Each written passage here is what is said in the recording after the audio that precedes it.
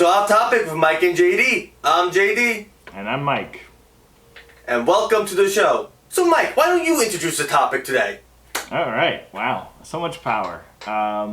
Today we're talking about Shang-Chi and the Legend of the Ten Rings.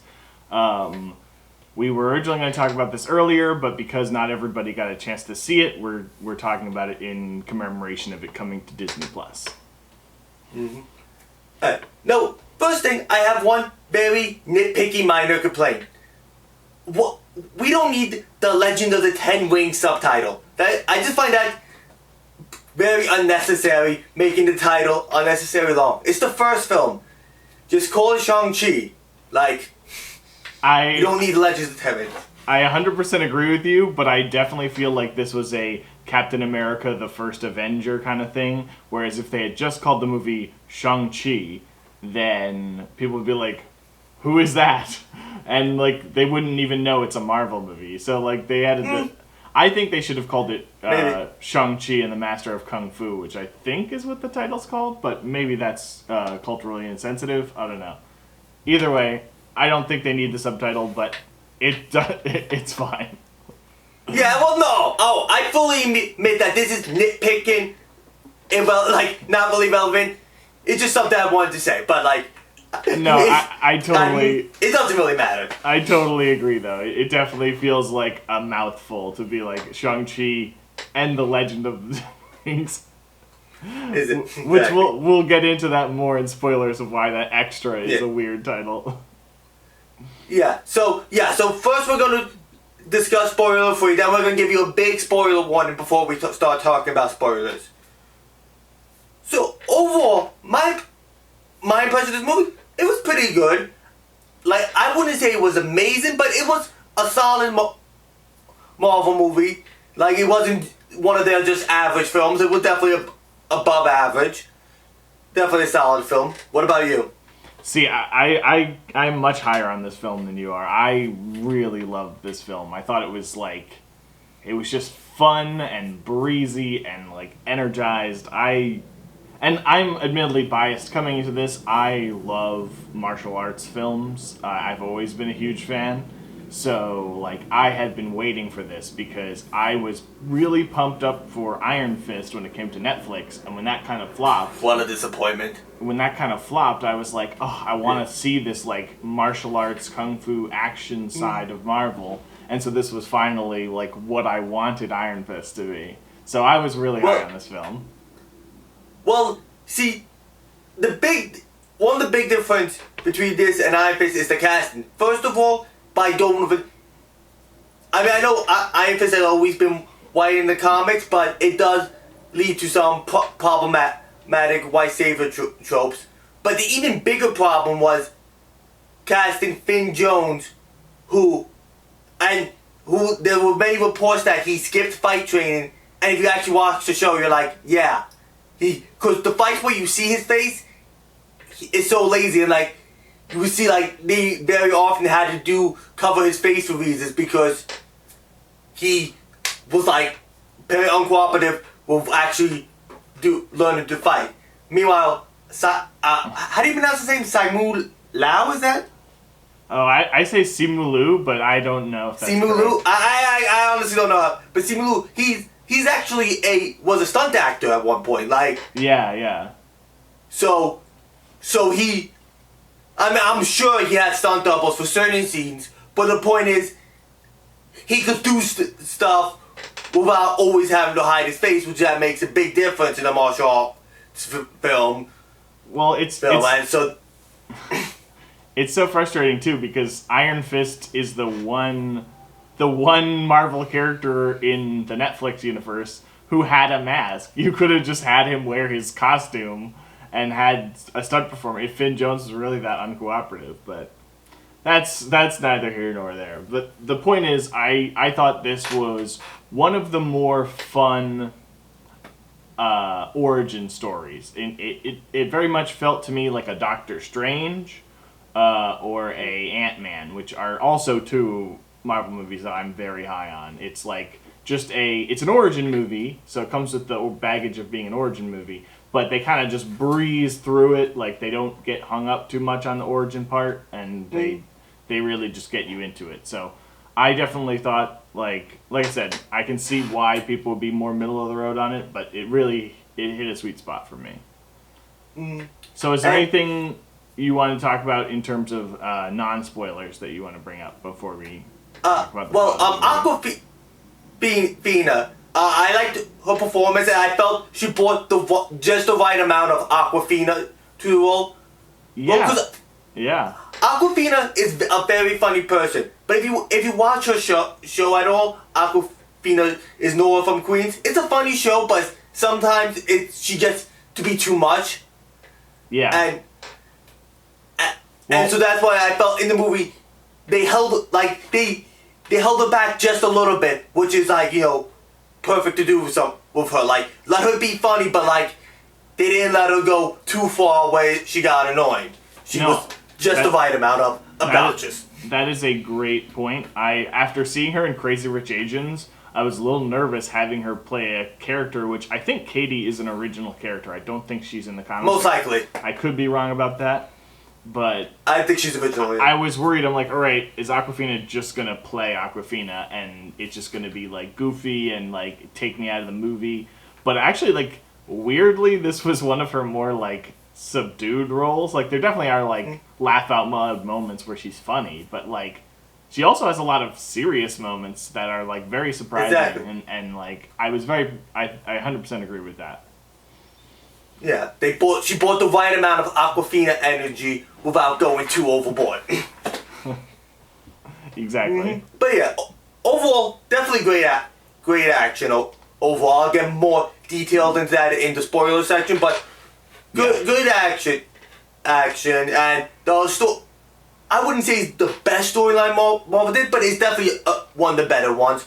Overall, just a great film, and also it's great to have representation. I know that's weird coming from a podcast hosted by two white guys, but still, it's nice to see some diversity in the Marvel movies finally. Yeah, agreed. So anything else you want to say before we go into spoilers?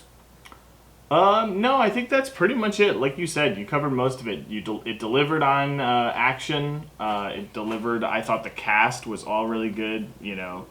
And also we'll talk about it more in spoilers. But I really think one of the best villain performances outside of maybe Thanos and Loki that we've gotten in a long time. So yeah. I'd be interested to see. I've never heard of this director before. But I'd be interested to see what he brings if he comes back for the second one. Okay, so now, spoiler warning! You will be spoiled if you haven't seen the movie yet.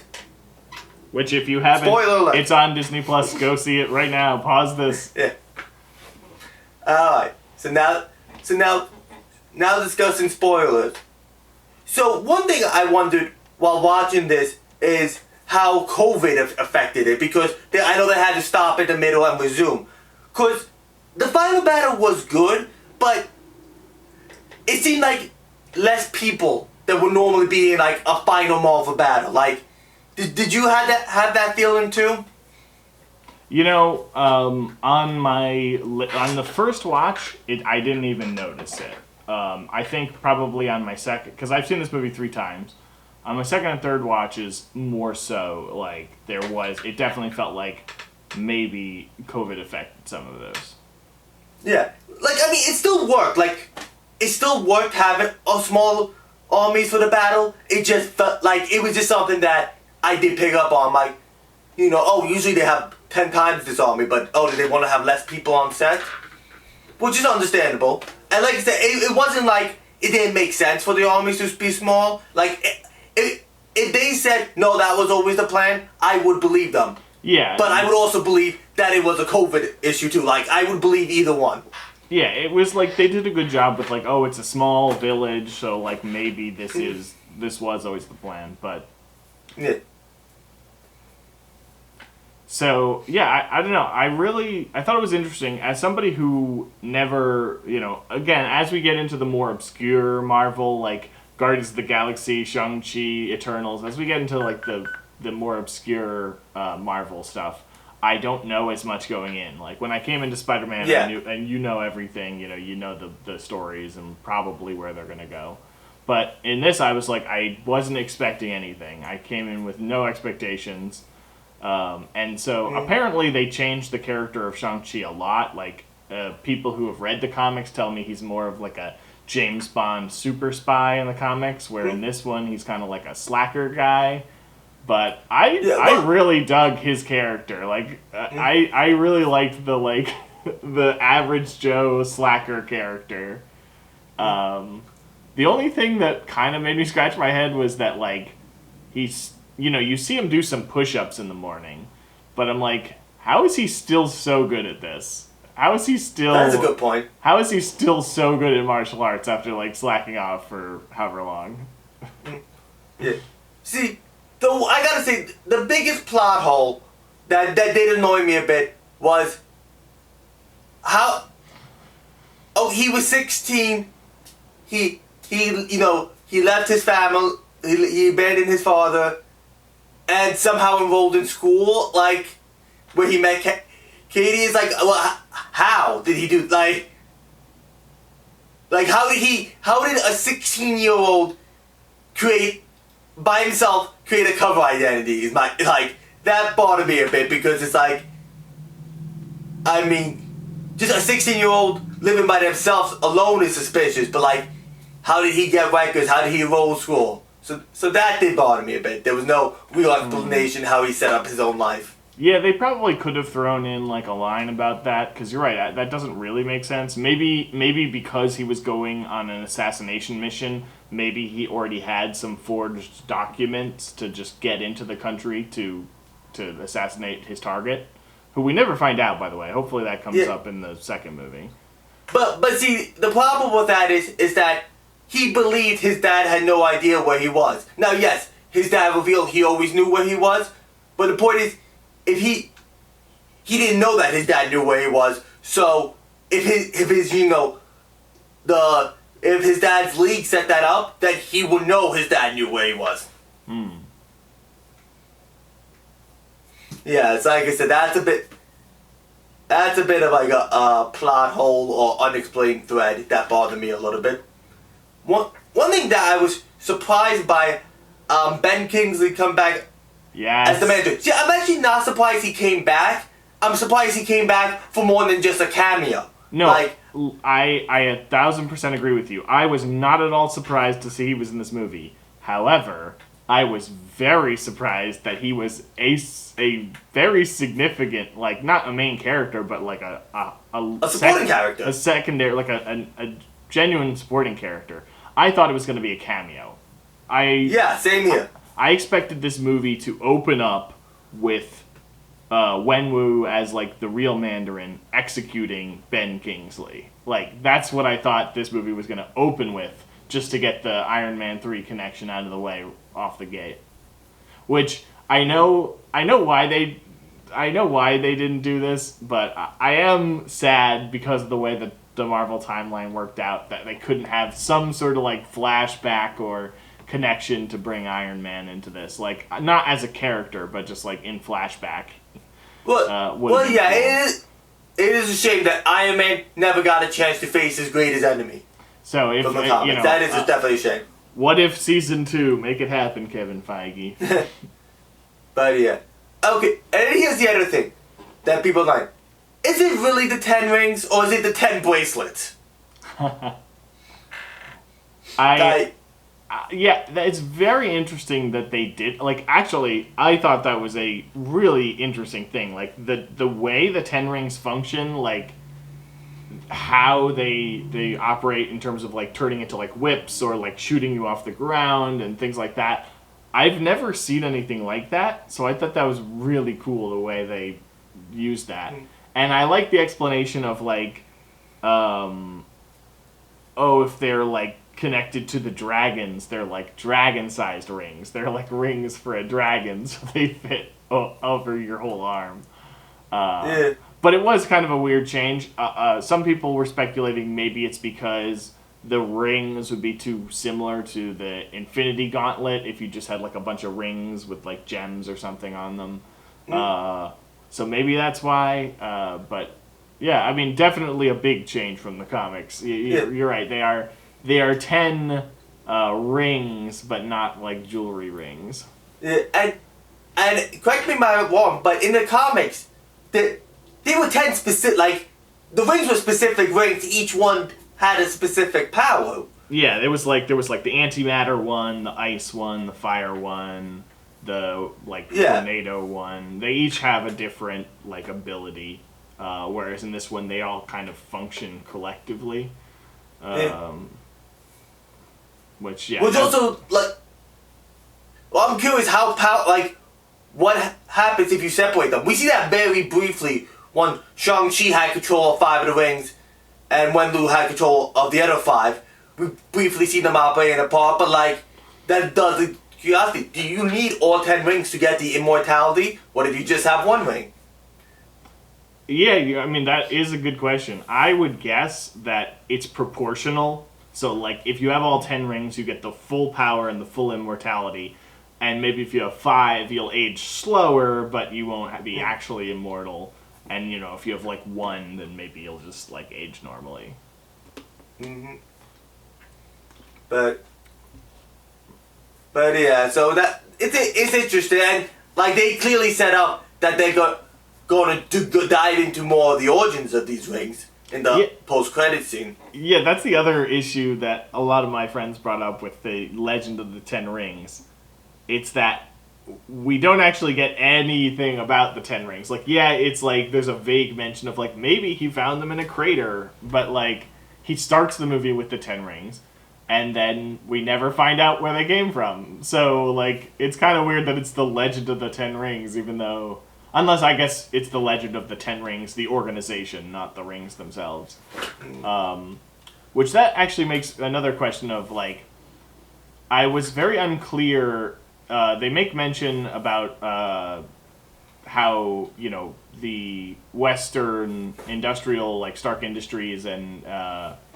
Adrich Killian's segment of the 5 rings, or the 10 rings, appropriated the name. But it was unclear to me, in Iron Man 1, they're in, like, I think Iraq or Afghanistan. The Middle East. They're in the Middle East, and that's when they first encounter the 10 rings. And it was unclear, is that supposed to be Adrich Killian's subsection of the 10 rings? But they also say at one point, like, oh, the 10 rings spread across the globe. So is that supposed to be the original 10 rings? I think that was supposed to be the original one. That's the impression I get. It's definitely something that's not clear, though. But my impression is that was part of the original one. Now, it might be, you know, an individual cell, so Wenwu might not have been, you know, directly controlling them. But I think they were, you know, affiliated with him. Right. So yeah, that was another question I had, but I kind of came to the same conclusion as you. While we're on the subject, I thought Wenwu's performance as the Mandarin was like, or Tony Leung's performance as Wenwu was amazing. I really liked his oddly like sympathetic Mandarin. Like he's a terrible person, and you're like he's definitely the villain. But I thought it was interesting, like when he died. It was like a sad beat, like a sad moment. Like Shang-Chi, like you know, even like every time they're together, he like you know pushes his forehead up against his father. Like even though his father's like this horrible, abusive person, I think it's interesting that they still have that like familial love in this kind of weird, perverted way. And so like I thought there was a lot of depth to that character, and it was actually really sad to see him die just because I'm like it was a Killmonger situation. I'm like I want to see more of this character, and it was interesting, like his character arc, like his wife redeemed him, and yet her death caused him to become what he was before. So that like it seems pretty clear that at one point he was a great father. Yeah, and I love that scene of them playing DDR together. That was great. Yeah, like when we first see the flashback scene, I'm thinking, oh, they must be hiding from the father, whatnot. But it's like, no, they were a loving family. He did leave his past behind. He became a different man, but then he was a different man because of his wife. When his wife wasn't there, he went back to being the man he was before. Yeah. So I thought that was really cool and definitely a nice break from the usual, like, main villain. And arguably, he's not even the main villain. Like, because he's really just a pawn in the end. Yeah, no, it's true. There was the Dweller in Darkness was the big bad. Yeah, I thought was really cool. I love that, like, Cthulhu-esque stuff. I'm still hoping like they could draw on a lot more of that stuff for going forward. You know, maybe this stuff about like hidden cities and like other dimensions and stuff. Like, I really want to dwell more into that. Mm-hmm. And I thought they kind of set that up. It was interesting to me in the post-credits scene. They set up the Ten Rings as not, you know, in the comics they're alien. They're alien tech. So I thought for sure, it's just going to be like Chitauri technology. But no, they said it's not. They said it's not from any alien species that they're aware of. They're not vibranium. They're not like any of that stuff. So I have a feeling they're actually setting the Ten Rings up to be a much bigger thing than they are in the comics. Oh like yeah, it definitely seems that way. Which I mean, it kind of makes sense because the thing is, I mean, yeah, in the comics, the Infinity Stones are pretty much the most powerful thing. But the thing is, they already did that, but they gotta keep upping the ante. So now, okay, well, we already did the most powerful thing, so now we need a new most powerful thing. Yeah, exactly. So, like, it's interesting that, like, they really set up this Shang-Chi to be, like, a forefront character in the going forward MCU. Mm-hmm. And, minor spoiler for Eternals, I thought that they would explain the Ten Rings in the Eternals. Because my guess was, I was like, this is, like, leading into the Eternals. Like, it's going to be some sort of Eternals technology. But, I mean, if it is, they don't mention it in the movie, so... Mm-hmm. Interesting, but also, I'm curious why Bruce Banner was human in the post-credit scene. Yes, I think that'll be explained in She-Hulk, but I am very eager to find out why. And it's interesting that his arm is still in a sling. I know the Russo brothers said that, his arm is permanently damaged, but you would think that he would use cyber. Like, he could have, since they literally have robot arms in this world, you think they could build, some type of robotic arm that he can use if they just build it over his arm. That's a good point. I think story-wise, they want to sideline Hulk because Hulk is too powerful.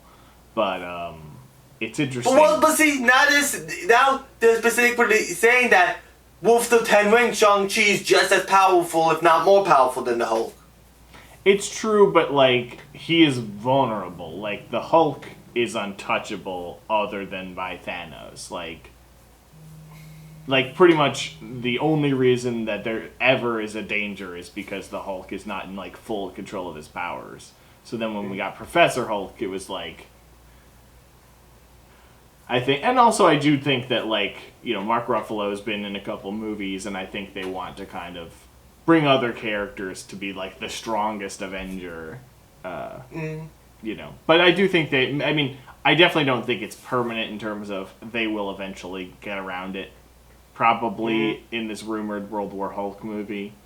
Well, what am I not getting that? That's not happening. Like, I don't believe that would happen, especially since they already did the closest thing we're ever going to see Planet Hulk. And it's like, it didn't lead up into that. Yeah. And the other thing is, one big reason why they don't do solo Hulk films is because, see, he falls into a weird area. They have the right to use that character in their own films as much as they want. But if they want to make a Hulk film, Universal has distribution rights, and they've said that Universal isn't as cooperative as Sony is in the Spider-Man has been for the Spider-Man deals. And also, it's like I kind of also get why would they, if they can still use a character in ensemble films, why even bother dealing with this other country? Like, have him have it. I feel like they'll probably just rather do it that way. Yeah. No, that's true. I mean, we'll see. I don't know. I'm hearing rumors about it, but we'll see if it comes to fruition. But in terms of this movie, though, I will say one thing that I absolutely love the character of Katie. I think she's super funny. I'm not really sure why Wong decided to bring her on board. It's like both of your lives are about to change forever, and I'm like, I guess she's decent with a bow and arrow, but we already got an archer on our team. Like, so I think it's Shang and her a package deal. Yeah, I really got that impression that she just like she basically wouldn't have let Shang go without her. Like no, exactly. At this point, she's heavily invested in it. Like they're just a package deal at this point. I don't see them go with one without the other one. But also speaking of Wong, now his fight scene with Abomination was cool, but it made no sense. Like, what is he even doing there? How does he know Abomination? Yeah. I really hope we get more explanation too. I hope that they don't just, that's a fun Easter egg and never explain more on it. Because I'm very curious what the deal with that was. I really hope they actually give us a proper explanation for that. No, I think it was, like, it was funny. I didn't mind it being in this movie. But yeah, I'll be very grumpy if we never get an explanation. And I think we will. I think Emil Blonsky being a good guy and working with Wong, or Wong, like, training the Abomination, I think that's too big of a, like, story to not tell us about. I think I really do believe they're going to be setting up either the Thunderbolts or the Dark Avengers with everything that's going on in terms of the Disney Plus shows. So I think it's going to connect into that somehow, that like Blonsky is going to be the Hulk of the Dark Avengers or the Thunderbolts. I don't know if they're going to be full Dark Avengers because it seems like they're kind of good. But so I definitely... I heard that I heard he's coming back for She-Hulk, so I'm hoping that maybe they explain more of this in She-Hulk too. It's just weird because I'm like, why is Wong like in a like dark web like fighting ring? Like, that exactly. seems a little questionable to me, but like Abomination being there made perfect sense. Yeah. It's Wong being there is like, what are you doing there? Exactly. I loved him in the post-credit scene, though. Those when they did karaoke, that was just hilarious. I thought of you the second they started doing the karaoke of the Hotel California. I'm like, JD's gonna love this bit. No, I loved it. That was great. But yeah, speaking of like going back to what I was saying with Katie, I will say one thing I absolutely loved. So I'll give you one thing I didn't love and one thing that I did love. The thing that I didn't love was how quickly she got good at archery. Like, I know there was like a montage of like some time passed. I just wish they would have said, like 2 weeks passed or something like that. That they had a little more time. Well, they didn't really have that time because they set them up on a deadline. Right, but they could have set the deadline to be any time. Still, no, because then they wouldn't be in a rush to get there. What they should have established was that, I used to do archery at camp, so at least, she had something to start with. Like, she could still, improve. Like, she didn't have to be already a great shot, but like, I already at least know how to shoot an arrow. Right, exactly. They could have done something they could have easily... But one thing I did like, I had, the second she picked up a bow and arrow, I was really worried because I'm like, oh no.